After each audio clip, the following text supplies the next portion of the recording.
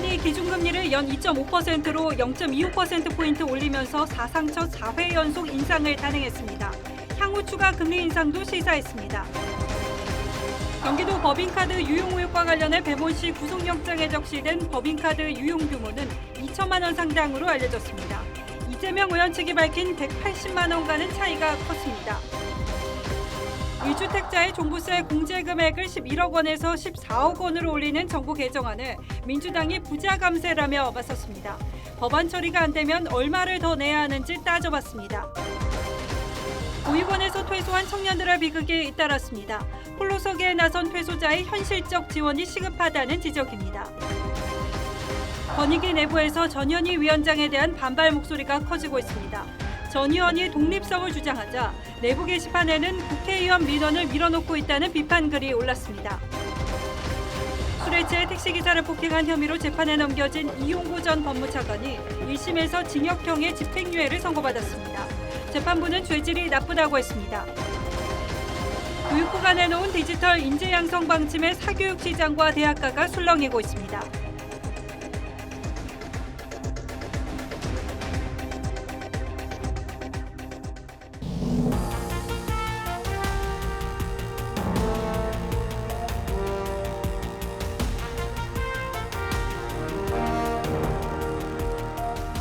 시청자 여러분 안녕하십니까? 뉴스나인의 신동욱입니다. 한국은행이 기준금리를 0.25%포인트 또 올렸습니다. 이렇게 4차례 연속으로 기준금리를 올린 건 처음 있는 일입니다. 지난달 0.5%포인트를 한꺼번에 올리는 이른바 빅스텝에도 물가가 잡히지 않자 추가 인상이 불가피하다고 판단한 것 같습니다. 그래도 올해 소비자 물가 상승률이 5.2%에 달할 것으로 전망되면서 기준금리 추가 인상 가능성이 높아졌습니다. 오늘은 김지아 기자가 먼저 보도하겠습니다. 금융통화위원 전원일치로 한국은행이 오늘 기준금리를 연 2.5%로 0.25%포인트 올렸습니다. 지난 4월과 5월 베이비 스텝, 7월 빅 스텝에 이어 이번 달까지 4차례 연속 인상은 사상 처음입니다. 소비자 물가 상승률이 지난달까지 2달 연속 6%를 기록하며 24년 만에 가장 높은 수준을 나타낸 만큼 물가를 잡는 게 우선이라고 판단한 겁니다. 근원 물가 오름세가 지속되고 있는 점 등을 고려하면 5에서 6%대의 높은 소비자 물가 오름세가 내년 초까지 이어질 것으로. 한은은 소비자 물가 상승률 전망치도 기존 4.5%에서 5.2%로 대폭 높여 잡았습니다. 현실화되면 IMF 외환위기 당시 이후 24년 만에 최고치입니다. 지속적인 돈줄 조이기 속에 올해 경제 성장률 전망치도 2.7%에서 2.6%로 내려갔습니다. 문제는 다음 달 미국 연준이 기준금리를 0.75%포인트 올리는 자이언트 스텝을 단행할 경우 결국 우리도 또 금리를 올릴 가능성이 높다는 점입니다. 실제로 한은도 추가 인상 가능성을 예고했습니다. 인플레이션 기대 심리 확산 억제와 고물가 고착 방지를 위해서는 지속적인 금리 인상이 필요하다고.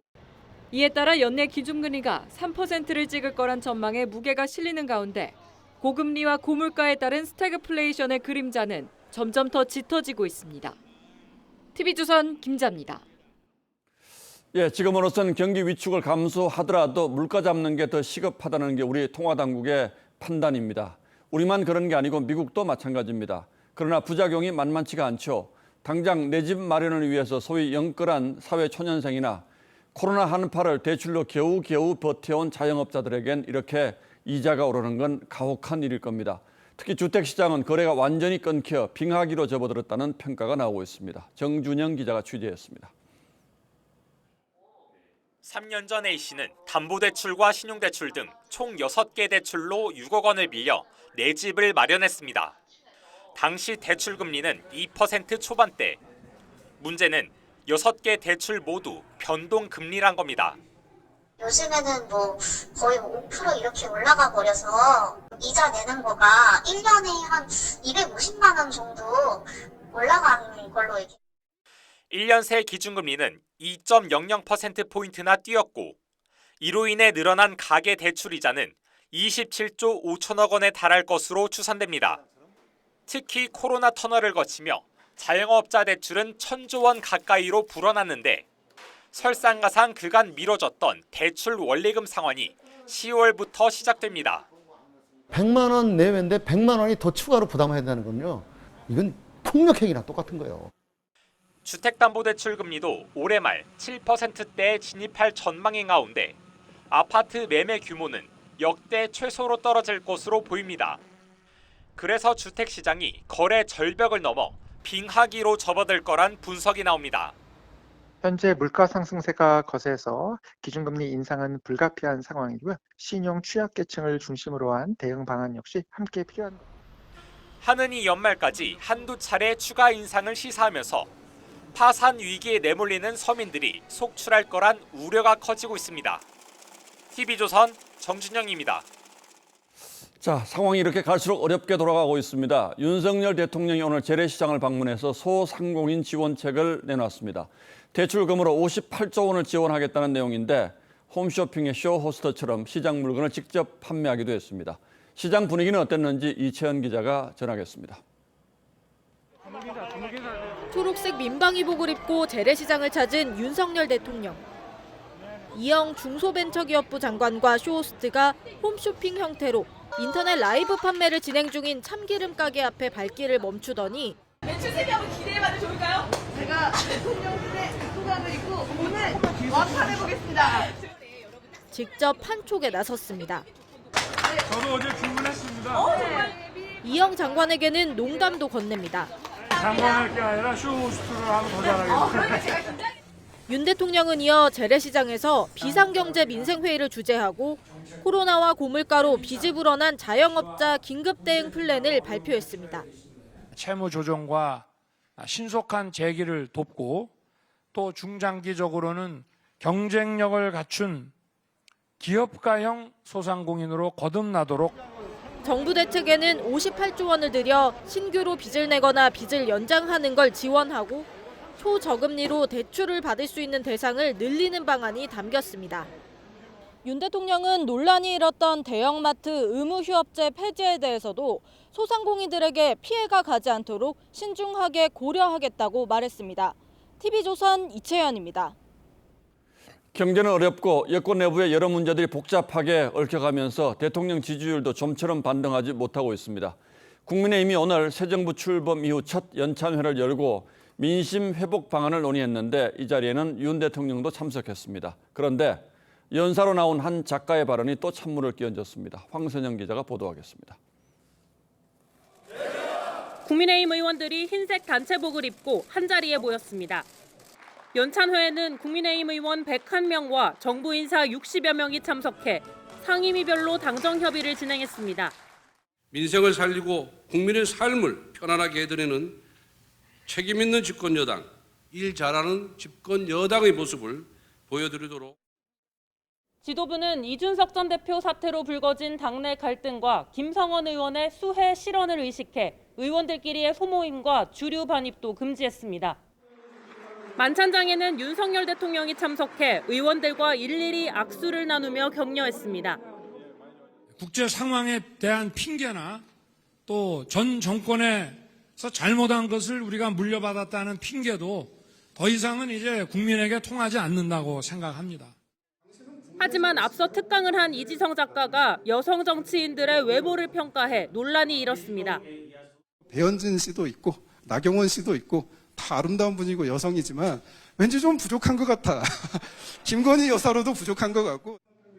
배우자인 당구 선수 차유람 씨의 입당 이유를 설명하는 과정에서 나온 말인데 배현진 의원은 대체 어떤 수준의 인식이면 이런 말씀을 하냐고 했고 주호영 비대위원장도 부적절한 발언이라고 지적했습니다.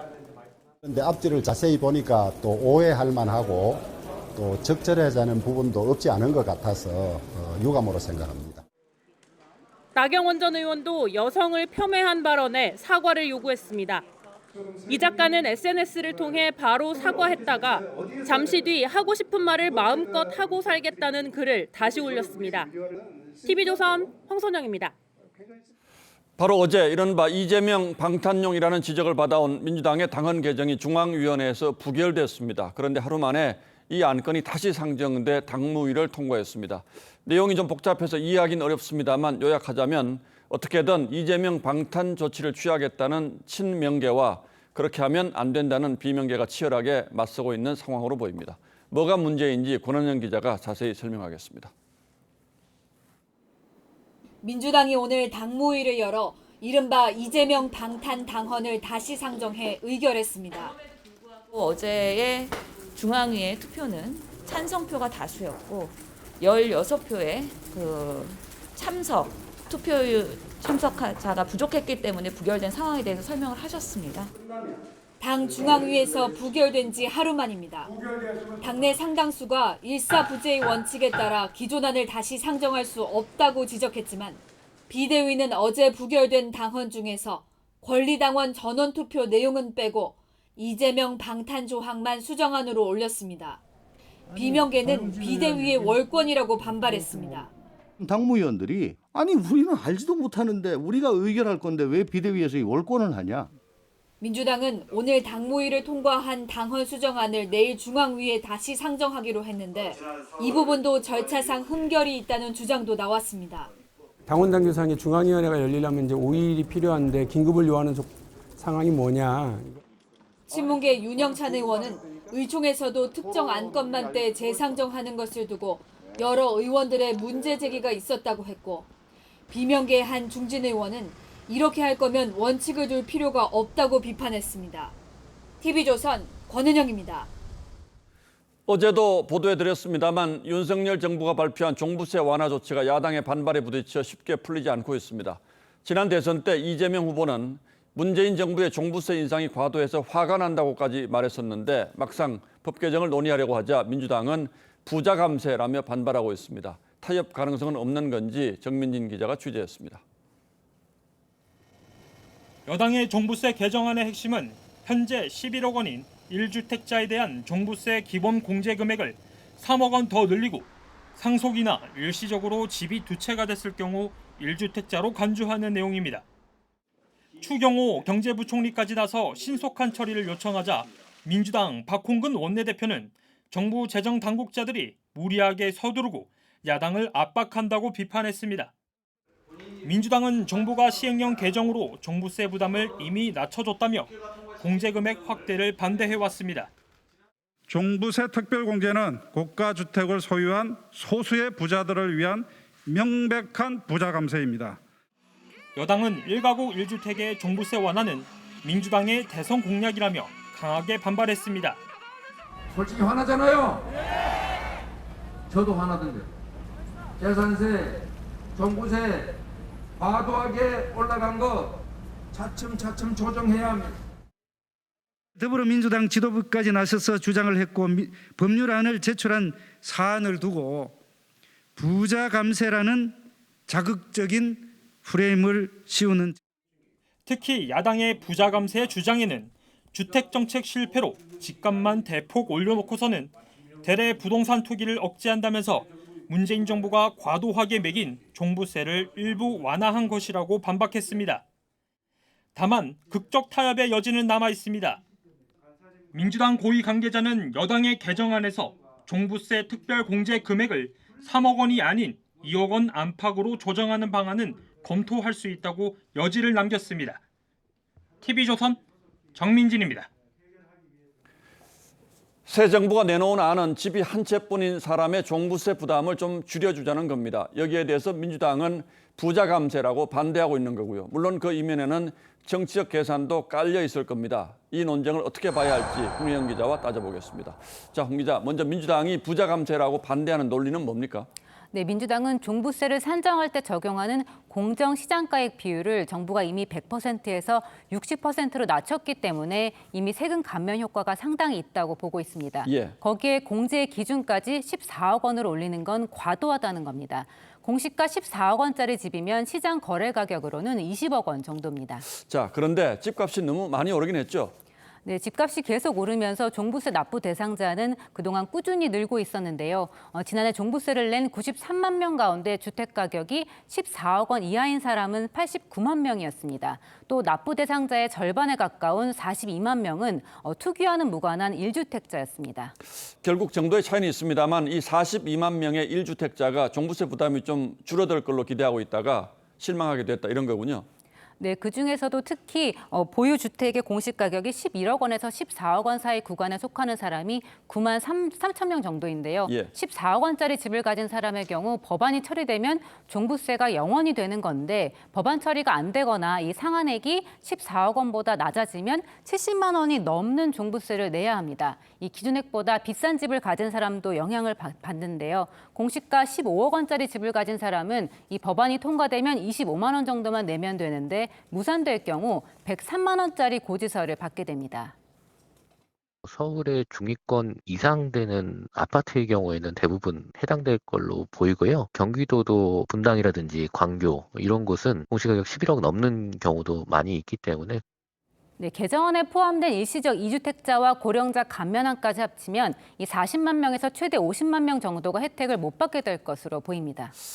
민주당이 반대하는 건 정치적으로 크게 도움이 되지 않는다 이런 판단 때문일 거고요. 그런데 처리 시한은 언제까지입니까? 네, 국세청이 요청했던 시한은 20일까지였습니다. 8월 임시국회 마지막 본회의가 오는 30일입니다. 다음 달 16일부터는 종부세 특례 신청이 시작되는데 이때까지 처리하지 못하면 납세자들은 이 법 개정이 반영되지 않은 고지서를 받게 됩니다. 여당이 단독으로라도 처리할 수는 없는 겁니까? 국회 기재위를 살펴보면 기재위원 26명 가운데 민주당이 15명, 정의당 1명, 국민의힘은 10명입니다. 이 민주당이 협조하지 않으면 아예 의결 정족수를 만족할 수가 없습니다. 자, 민주당이 반대하는 이 비슷한 유형의 법안들이 또 있습니까? 네, 윤석열 정부가 내놓았던 정책 과제 가운데서 법 개정이 필요한 것들이 많이 있습니다. 당초 종부세만 해도 여야 합의가 어렵지 않을 거란 전망이 많았었는데요. 이렇게 되면 민주당이 대표적으로 반대하는 법인세 인하나 52시간제 유연화는 사실상 처리가 어렵다고 봐야 합니다. 예, 정부 발표만 보고 기다렸던 분들은 좀 혼란스럽긴 하겠군요. 예, 홍영 기자 잘 들었습니다.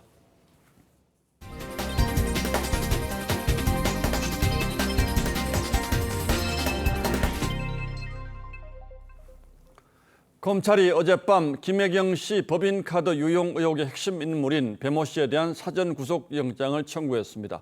이 영장에는 유용 금액이 2천만 원 정도로 적시된 걸로 알려졌는데 이재명 의원은 배 씨에게 갚은 돈이 180만 원이라고 주장해서 상당한 차이가 나고 있습니다. 영장에 적시한 사용 건수도 100건이 넘는 것으로 알려져 앞으로 이 부분을 규명하는데 수사가 집중될 걸로 보입니다. 신유만 기자가 취재했습니다. 검찰은 경찰 신청을 접수한 지 불과 6시간 만에 김혜경 씨의 수행비서 배모 씨에 대해 구속영장을 청구했습니다. 배 씨는 김 씨에게 전달할 음식을 경기도 법인카드로 결제하라고 지시하는 등 사적으로 유용한 혐의를 받는데 그걸로 너 긁어서 금액만 나오면서 너 본 거 절대 비밀이야. 영장에 적시된 금액은 2천만 원, 사용 건수는 100건이 넘습니다. 배모 씨가 전달했다는 음식은 16건에 180만 원이라며 아내는 배 씨가 사비를 쓴 줄 알았고 음식값을 줬다고 한 이재명 의원의 해명과 비교하면 10배 넘게 차이가 나는 겁니다. 결국 100건 넘는 법카 사용처에 대해서는 경찰 수사에 더해 검찰도 수사를 확대할 가능성이 있습니다. 특히 법률적 이익을 본 김혜경 씨에 대해서는 경찰이 아직 영장을 신청하지 않고 있어 형평성 논란도 일고 있습니다. 배 씨에 대한 구속영장 실질 심사는 오는 30일에 열립니다. TV조선 신유만입니다. 이것뿐만이 아니죠. 이재명 의원 부부는 공무원 배 씨를 통해서 약을 대리 처방했다는 의혹도 받고 있습니다. 역시 법이 금지한 불법 행위이기 때문에 수사 대상에 올라 있습니다. 경찰은 대리 처방을 해준 의사의 휴대전화를 압수수색하는 과정에서 혐의를 입증할 주요 증거를 확보한 것으로 알려졌습니다. 한송원 기자가 취재했습니다. 이재명 의원과 아내 김혜경 씨의 약을 대리 처방해줬다는 의혹을 받는 경기도청 부속병원. 경찰은 지난 4월 경기도청 부속병원과 대리 처방 의혹을 받는 A 의사의 휴대전화를 압수수색했습니다. 원장님은 좀 어떻게 좀 볼 수 있어요?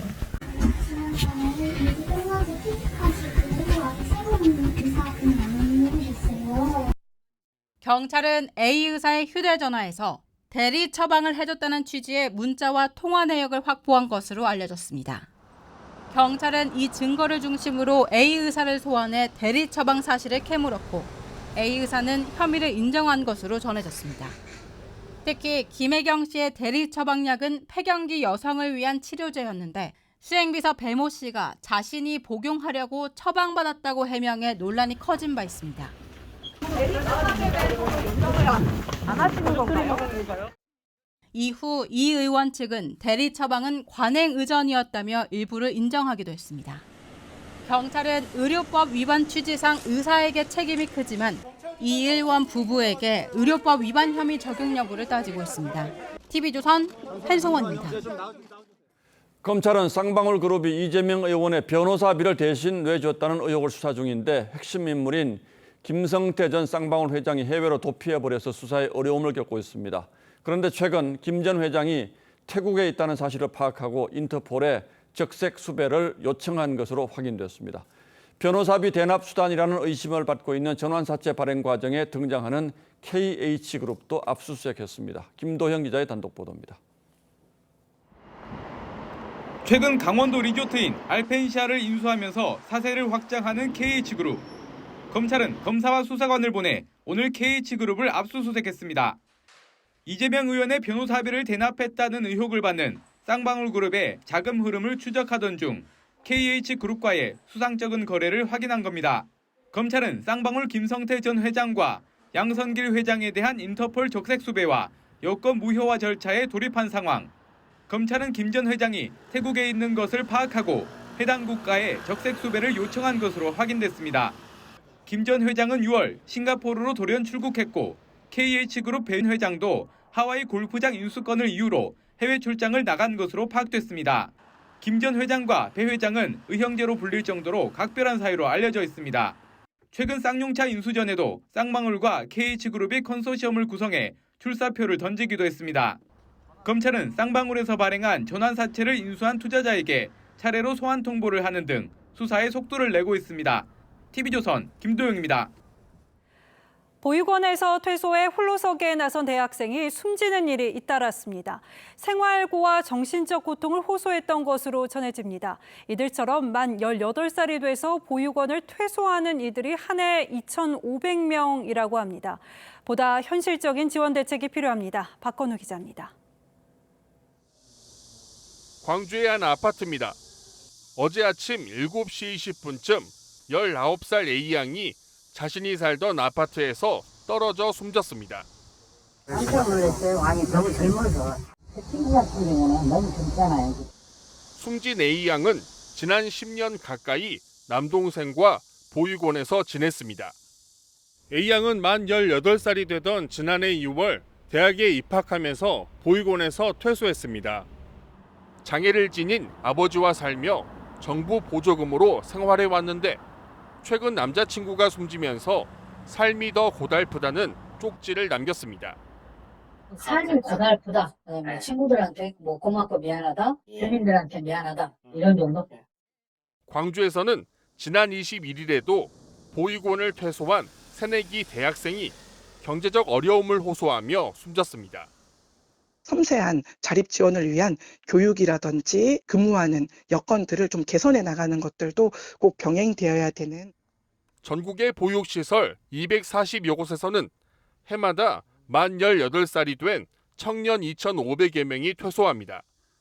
정부는 내년까지 보육원 퇴소 청년의 자립정착 지원금을 1,000만 원까지 올리고 자립지원 전담 기관도 확대할 방침입니다. TV조선 박건우입니다. 투병과 생활고에 시달리다 숨진 수원 세모녀 빈소에는 이 마지막 가는 길이 쓸쓸하지 않게 시민들의 추모 발길이 이어지고 있습니다. 추모객들은 세모녀가 고통 없는 곳에서 편히 쉬기를 바라며 넋을 달랬습니다. 구자영 기자입니다. 영정사진도 없이 차려진 수원 세모녀의 빈소입니다. 유족 이름이 있어야 할 자리엔 공영 장례라는 문구만 있습니다. 드문드문 찾아온 시민들은 분향하고 절을 하며 새 모녀의 넋을 위로합니다. 우리 딸 비슷한데 아이고 얼마나 마음이 아팠을까. 사회는 그동안에 뭘 했나 그런 생각이 좀 들어서. 새 모녀의 장례가 3일장으로 치러진다는 소식에 한 시민은 자전거를 타고 30분을 달려왔습니다. 생활고에 시달렸던 새 모녀가 더 이상 고통받지 않기를 기원했습니다. 좋은 데 가셔서 이제 편안하게 되셨으면 좋겠고, 다음 세상에 태어나신다면 부잣집에서 태어났으면 좋겠습니다. 김건희 여사는 오늘 낮 3시 30분쯤 빈소를 찾아 조문했고 오늘까지 이틀 동안 시민과 공직자 등 100여 명이 찾았습니다. 새 모녀는 내일 발인과 화장을 거쳐 수원 연화장에 안치될 예정입니다. 국민의힘은 이번 새 모녀처럼 실제 거주지와 주소지가 달라도 사회보장급여를 지원하고 사각지대 발굴 시스템의 융자상환 장기 연체 등의 정보를 추가 연계하는 내용을 골자로 한 사회보장급여법 개정안을 발의하기로 했습니다. TV조선 구자영입니다. 경남 통영의 사량도에서 조난당한 등산객이 드론 수색으로 구조됐습니다. 이 드론은 등산객이 보낸 GPS 정보로 위치를 파악한 뒤에 수색에 나섰는데 조난 지점이 구조대 접근도 어려운 곳이어서 이 드론이 아니었다면 조난자를 찾을 수 있었을지 우려스러운 상황이었습니다. 천만다행으로 드론이 사람을 살렸습니다. 이성진 기자입니다. 경찰 헬기가 통영 사량도 상공에서 조난된 등산객을 수색합니다. 해질녘까지도 수색에 실패하자 드론이 추가 투입됩니다. 저공 비행이 가능한 드론이 1시간 만에 조난자의 위치를 찾아내고 3분 만에 119 구조대가 현장에 진입해 구조합니다. 360도 비행 도중에 의심되는 물체를 확인했고 고도를 낮춘 상태에서 조난자를 지난 14일 낮 2시 50분쯤 경남 통영 사량도에서 혼자 등산을 하던 60대 A씨가 실종됐습니다. A씨의 가족이 조난 위치 정보를 신고했지만 어른 키만큼 들어찬 나무와 잡초 때문에 수색에 어려움을 겪었습니다. 정상적으로 진입이 어려워서 이제 낫하고 토브를 이용해갖고 길을 만들면서 해가 지고 기온이 떨어지면 탈진한 조난자에게는 치명적인 상황이었지만 드론이 정확한 조난 지점을 파악한 덕분에 A씨는 극적으로 구조됐습니다. 드론은 구조 대원들보다 먼저 현장 상황을 파악하고 현장에 진입하는 대원들의 길잡이가 돼 신속한 구조를 톡톡히 돕고 있습니다. 경찰은 2020년 6월부터 실종자 수색용 드론을 도입했고 접근이 어려운 절벽이나 하천, 숲속 등지에서 실종자 67명을 구조했습니다. TV조선 이성진입니다. 일부 대학이 졸업식장에 성적 우수자만 들어갈 수 있도록 해서 논란이 되고 있습니다. 코로나 확산을 이유로 입장 인원을 제한한 건데 온라인으로 중계를 했다지만 내 졸업식을 화면으로 지켜봐야 하는 학생들은 섭섭함을 감추지 못했습니다. 김창섭 기자가 보도합니다. 서울의 한 대학 졸업식장. 학위 수여식이 한창인데 어찌된 일인지 졸업생과 가족이 들어가지 못하고 밖에서만 서성입니다. 학교 측이 코로나 확산을 막는다며 성적 우수자와 수상자 등 일부 졸업생으로 출입을 제한했기 때문입니다. 한층만 올라가면 졸업식 행사장이 나오지만 초대받지 못한 학생들은 이곳에서 TV를 통해 졸업식을 봐야 했습니다. 졸업생 1,193명 중 대면 행사에 초청된 학생은 50명. 코로나 상황인 만큼 이해는 한다지만 원래는 다 하는 게 맞는데 입장 못한 졸업생은 아쉬움을 드러냅니다. 선착순이거나 그렇게 하면 좋았을 뻔한데 성적순으로 잘라서 아쉬운 것 같아요. 얼렁뚱땅 막 졸업하고 가는 것 같은 느낌이 들어서. 정부는 4월부터 사회적 거리두기를 해제했는데 일부 대학은 자체 판단으로 졸업식 인원을 제한한 겁니다. 학위랑 상장을 수여하는 그런 이제 행사를 마련하는 의미에서 이렇게 인원을 제한했어서. 반면 일부 대학은 그동안 온라인 졸업식만 한 졸업생까지 올해 학위 수여식에 초대해 대조적인 모습을 보였습니다. TV조선 김창섭입니다. 정권 교체 이후에도 국무위원 자리를 지키고 있어서 여야 공방을 불러온 전현희 권익위원장이 내부에서도 반발을 사고 있는 것으로 파악됐습니다. 아시다시피 전 위원장은 독립성을 주장하면서 자리를 지키고 있는데 내부 게시판에는 이 권익위 조직이 전 위원장의 처세용 장식품으로 전락했다는 글도 오른 것으로 확인됐습니다. 이채림 기자가 단독 취재했습니다. 지난 20일 국회에 출석한 전현희 권익위원장은 자신이 임기를 마치는 게 법치주의에 부합하는 일이라며 감사원의 감사로 사퇴 압박과 공포를 느끼고 있다고 했습니다. 알박기가 전혀 아니고요. 국민들께서 정해주신 국민들의 명령입니다. 그래서 그런 용어는 좀 사용을 하지 않으셨으면. 전 위원장은 사무실 상습 지각과 관련된 제보가 접수돼 현재 감사원 감사를 받고 있습니다. 다음 날 권익위 직원들만 이용할 수 있는 내부 익명 게시판에는 전 위원장을 저격하는 글이 올라왔습니다. 기관의 독립성과 중립성이 정말로 법이 정한 임기에서 오냐고 반문하며 진실하지 않다면 독립성도 중립성도 결국 자기 처세에 이용되고 버려지는 번지르르한 장식품에 불과하다는 걸 어제 봤다는 내용입니다. 이틀 만에 50명 넘는 추천을 받았는데 권익위 직원의 10%가 넘는 수치입니다. 댓글에도 국회의원 민원 밀어넣고 불필요한 행사와 홍보로 스스로 무너뜨려 놓고 무슨 독립성과 공정성을 얘기하냐는 비판과 부끄러움은 직원들의 몫이라는 반응들이 이어졌습니다. 특히 해당 게시글에는 권익위원회 임기는 법률로 보호된다는 옹호성 댓글도 한 개 있었는데 이 댓글에는 비공감이 30여 개 달렸습니다. 권익위는 일부 직원들의 의견이라며 별다른 입장이 없다고 했습니다. TV조선 이채리입니다. 술에 취해 택시기사를 폭행한 혐의로 재판에 넘겨진 이용구 전 법무차관이 1심에서 징역 6개월에 집행유예 2년을 선고받았습니다. 재판부는 폭행 장면이 담긴 블랙박스 영상을 지우려고 하는 등 죄질이 불량하다고 질책했습니다. 보도에 서영일 기자입니다. 다 찍혀 이거. 다 찍혀 이거. 2020년 술에 취한 채 택시기사를 때리고 증거를 없애려고 한 혐의로 재판에 넘겨진 이용구 전 법무부 차관. 1심 법원이 징역 6개월에 집행유예 2년을 선고했습니다. 당시 이 전 차관은 폭행 이튿날 택시기사에게 1,000만 원을 보낸 뒤 동영상을 삭제해 줄 것과 운전석에서 내려 폭행당했다고 경찰에 거짓 진술을 해달라고 부탁했습니다. 재판부는 이에 대해 술에 취했다고 기사를 폭행하는 건 교통사고를 유발할 수 있어 죄책이 가볍지 않다며 유죄를 인정했습니다. 이 전 차관은 기사에게 합의금으로 1,000만 원을 줬을 뿐 영상 삭제 대가는 아니라고 했지만 재판부는 받아들이지 않았습니다. 운전자 폭행이 아닌 단순 폭행으로 처리되도록 불리한 증거를 은닉 또는 인멸해달라고 교사했다고 볼 여지가 충분하다고 판단한 겁니다. 이 전 차관은 변호사와 상의해 항소 여부를 결정하겠다고 밝혔습니다. 항소하실 건가요?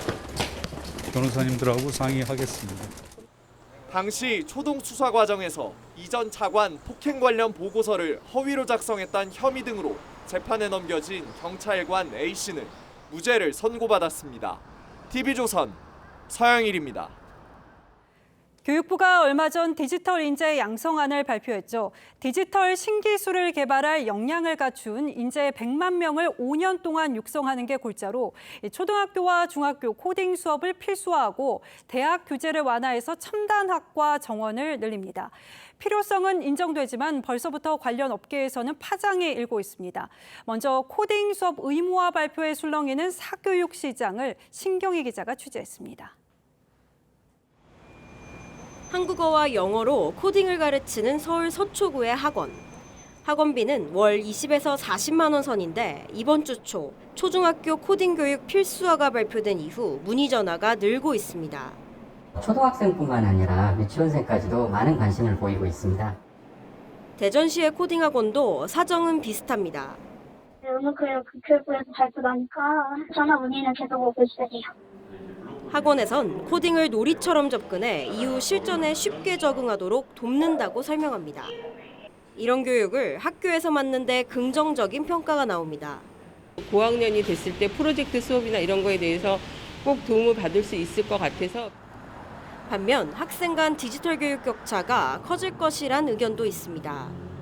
수학이나 과학을 별로 안 좋아하는 친구가 있는데 그 친구들은 코딩 수업 때 딴짓을 하거나 컴퓨터 문해력을 키운다는 원래 취지를 잃을 수 있다는 우려도 나옵니다. 코딩에 흥미를 가지고 있는 아이들이 학교 교육 과정에 편입되면서 흥미를 잃거나 전국 3천여 개 중학교에서 정보교사가 배치된 곳은 절반에도 못 미치는 상황이어서 당장 내후년부터 교육이 가능하겠냐는 현실적인 우려도 걸림돌입니다. TV조선 신경입니다. 각 대학들도 바빠졌습니다. 이 정부 방안에 디지털 분야 학부 정원 규제를 풀어주는 내용이 포함됐기 때문인데요. 수도권 대학이 정원을 늘리면 학생 미충원 사태를 겪는 비수도권 대학이 설 자리를 잃을 수도 있습니다. 계속해서 차정승 기자입니다. 최근 서강대는 인공지능학과를 신설했습니다. 내년도에 신입생 28명을 모집할 계획인데 전원에 2년간 반액 장학금도 지급할 예정입니다. 제일 각광받고 있는 산업이고 또 그리고 인력 수요도 굉장히 제일 많은 쪽이고 동국대와 이화여대, 아주대 등도 잇따라 관련 학과를 만들고 학생 모집을 준비하고 있습니다.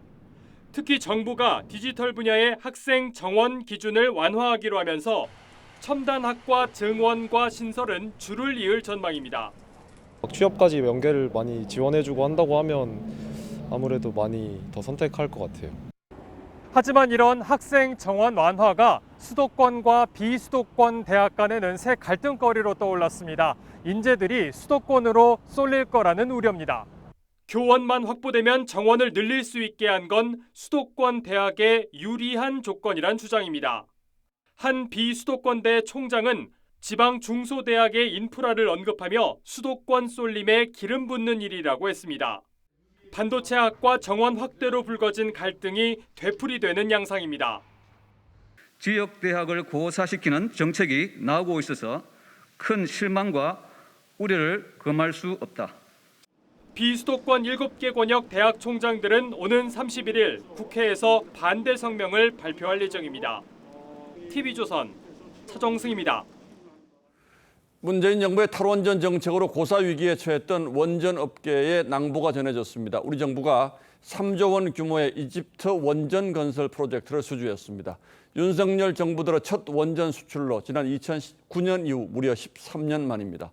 이번 수주를 계기로 체코 폴란드 원전 사업도 연이어 수주하겠다는 게 정부의 계획입니다. 최윤정 기자가 취재했습니다. 이집트의 수도 카이로에서 300km 떨어진 해안 도시 엘다바, 1200메가와트급 원전 4기를 건설 중으로 2028년부터 가동을 목표로 하고 있습니다. 한국수력원자력이 엘다바 프로젝트의 원전 기자재, 터빈 시공 분야 계약을 체결했습니다. 3조 원 규모로 아랍에미리트 바라카 원전 이후 13년 만에 조 단위 원전 수출입니다. 우리나라 원자력이 정말 세계 최강국으로 도약하는데 그러한 단초를 제시하는 그런 사업이 되지 않을까. 특히 이번 정권 들어 첫 원전 수출로 탈원전 정책 파기 이후 첫 성과라는 데 의미가 있습니다. 5년 동안 사업이 없었기 때문에 이제 돈줄이 말라 있었다라고 생각을 하는데 결국은 이 사업을 통해서 어떤 다른 사업의 마중물이 되지 않겠는가. 원전 업계에선 이번 수주를 계기로 원전 생태계 복원에 대한 기대감도 커지고 있습니다. 이집트를 시작으로 현재 수주전이 진행 중인 체코와 폴란드 원전 사업까지 노린다는 계획입니다. 윤석열 정부가 목표로 세운 2030년까지 원전 10기 수출에도 탄력이 붙을 전망입니다. 추가적인 원전 수출을 이뤄낼 수 있도록 더욱 노력하겠습니다. 원전 수출에 르네상스를 선언한 정부. 원전 협력을 타진 중인 8개국 제외 공간을 원전 수출 지원 공간으로 지정하는 방안도 검토하고 있습니다. TV조선 최윤정입니다. 미국, 중국을 비롯한 선진국들이 경쟁적으로 자국 산업 보호책을 내놓고 있어서 국내 기업들의 소갈이가 깊어지고 있습니다. 정부가 뒤늦게 기업들을 모아서 대책을 논의했지만 뒷북 대응에 알맹이 없는 방안들만 오갔을 뿐 실효성 있는 대책을 찾지 못했습니다. 경제 안보가 국제사회의 중요한 화두로 등장했는데 우리 정부의 대처가 한 발 늦었다는 지적도 적지 않습니다. 보도에 유혜림 기자입니다.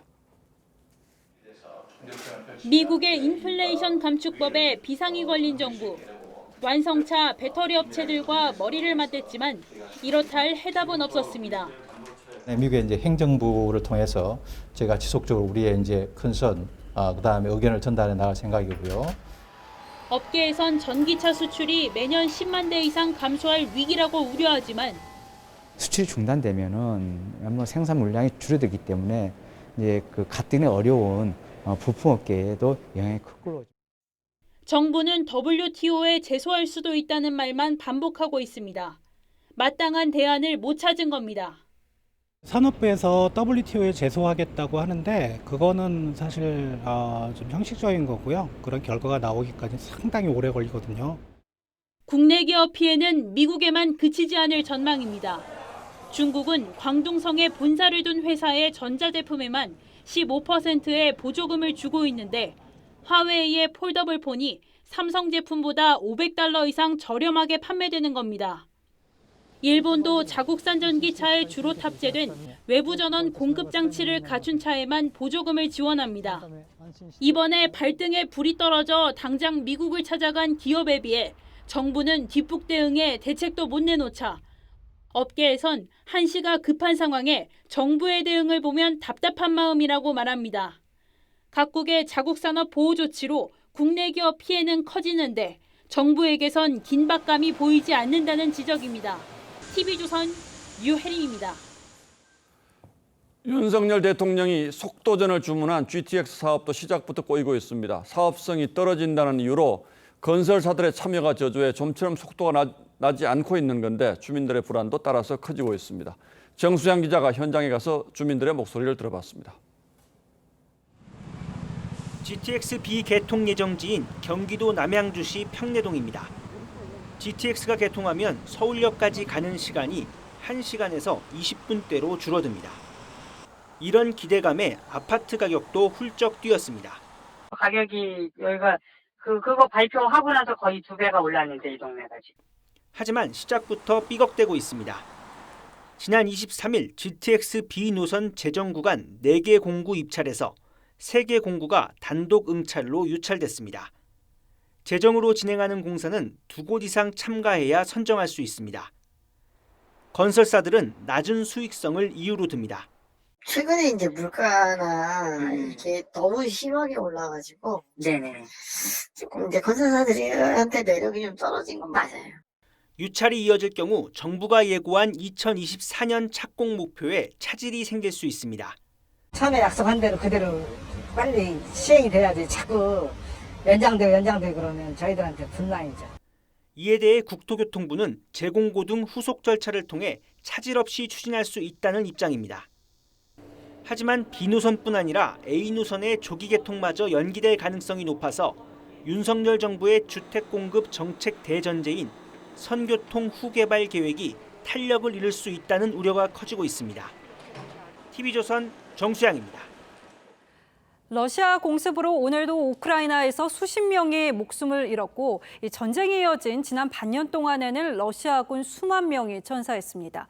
이렇게 러시아가 일으킨 전쟁으로 현재도 전장에서는 포성이 멈추지 않고 있는데 일부 러시아 부자들이 유럽 여행을 가기 위해서 슈퍼카를 몰고 국경을 넘고 있어서 비난 여론이 거셉니다. 이유진 기자입니다.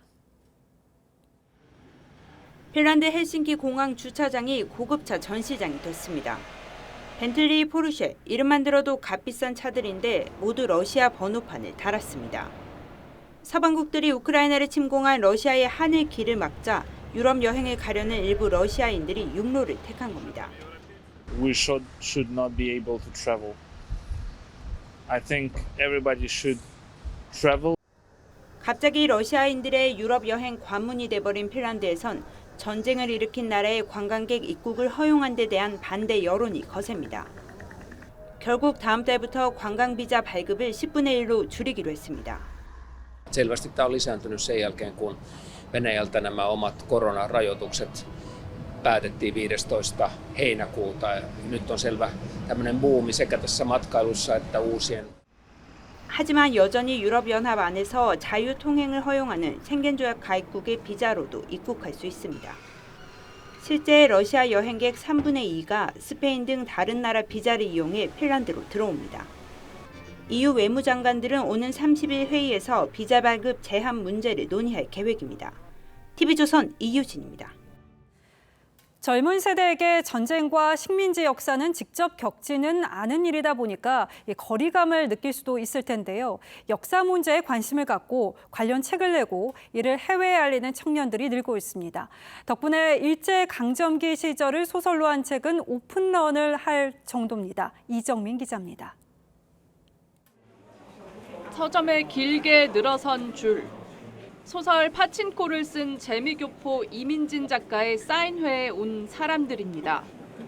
일제강점기, 부산에서 일본으로 건너간 제1한국인들의 애환을 4대에 걸쳐 다룬 파친코는 서점 오픈런도 마다하지 않을 정도로 젊은 층에게 인기입니다.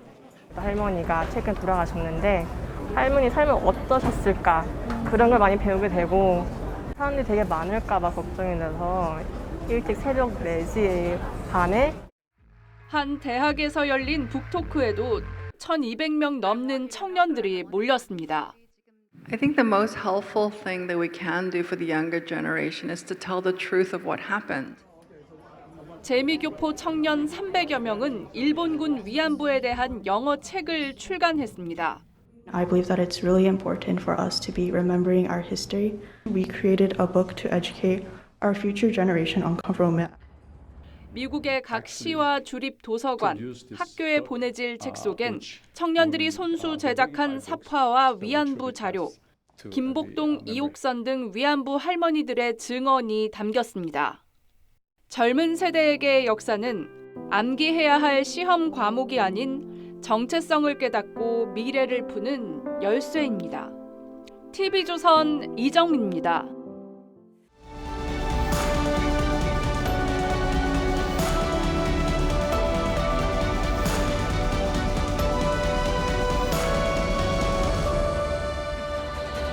They think I should keep my mouth shut. But I am going to be myself. The world is always going to judge us. 이 세 사람의 공통점은 소통입니다. 적극적으로 국민에게 다가가 국민의 마음을 사로잡은 퍼스트 레이디였습니다. 그중에 젊은 영부인 미셸 오바마는 SNS 다루는 법을 잘 알았습니다. SNS부터 영상 사이트와 앱까지 다채로운 매체들을 능숙하고 효율적으로 활용했죠. 덕분에 미셸은 오바마 퇴임 때 지지율이 남편을 압도했습니다. 지금도 페이스북 팔로워만 1,900만 명에 이릅니다. 미국 대통령 부인은 백악관이 운영하는 공식 계정과 함께 개인 SNS를 꾸립니다. 순수하고 자발적인 팬 카페도 없진 않지만 직접 소통하는 창구들이 열려 있어서인지 움직임이 그리 활발하진 않다고 합니다. 우리 정치사에서도 대통령 부인 팬클럽이 처음으로 등장했습니다. 그런데 팬이 아니라 애물단지 노릇을 하고 있습니다. 김건희 여사 팬클럽 건희사랑이 급기야 대통령의 외부 일정을 구체적 장소와 시간까지 버젓이 공개하는 어처구니 없는 일이 벌어졌습니다. 많은 참석과 홍보 부탁드린다며 집결 장소도 공지했습니다. 대통령의 동선은 행사 끝날 때까지 기밀로 지켜집니다. 이건 상식입니다. 그런데 엄중한 대통령 경호와 보안의 구멍이 뻥 뚫린 것이죠. 이쯤 되면 대통령 부부를 해코지하기로 작정한 거나 다름없습니다. 대통령 부부의 일상 사진은 물론 집무실 사진까지 처음 공개된 곳도 이 건희사랑이었습니다. 당시 회장은 팬클럽 결성 전부터 대통령 부부와 친분이 있다고 공언했던 인물입니다. 그런데 별도 사조직을 만들고 회원을 모집하려다 논란이 일었습니다. 부적절한 일이라고 비판하는 사람에겐 욕설과 막말을 퍼부었습니다. 결국 사퇴하면서도 개가 짖어도 새벽은 온다. 김건희 여사를 지킬 것이라고 했습니다. 대통령 부인은 공적인 지위에 있는 사람입니다. 공간을 사용하고 국가로부터 정해진 지원도 받습니다. 그런데 팬클럽이 지킨다뇨. 이 발상 자체가 적절치 않은 일인데 그의 인식은 순수한 열정으로 봐주기엔 나가도 너무 나갔습니다. 그 뒤로 김 여사는 교류하지 않는다고 했습니다. 하지만 이번 경우에서 보여지듯 팬클럽이라는 존재가 어떻게든 김 여사와 연결이 되고 문제를 일으킬 수 있다는 사실이 다시 한번 입증됐습니다. 이런 행태를 계속 묵인 방치한다면 결국 그 책임은 김 여사에게로 돌아갈 수밖에 없습니다. 대통령의 책임이기도 하고요. 오죽하면 야당 대표가 우리 입장에서는 김 여사가 계속 사고치는 것이 더 재미있다고까지 하겠습니까? 경솔하기 이럴 데 없는 발언이지만 새겨들을 지점이 분명히 있습니다. 김 여사는 얼마 전 수해 현장에 두어 차례 나가 익명의 봉사활동을 했다고 합니다. 등 돌린 국민의 마음을 되돌리는 길은 그렇게 낮은 곳에서 찾는 것이 좋을 듯합니다. 8월 25일 앵커의 시선은 제발 이제 그만이었습니다.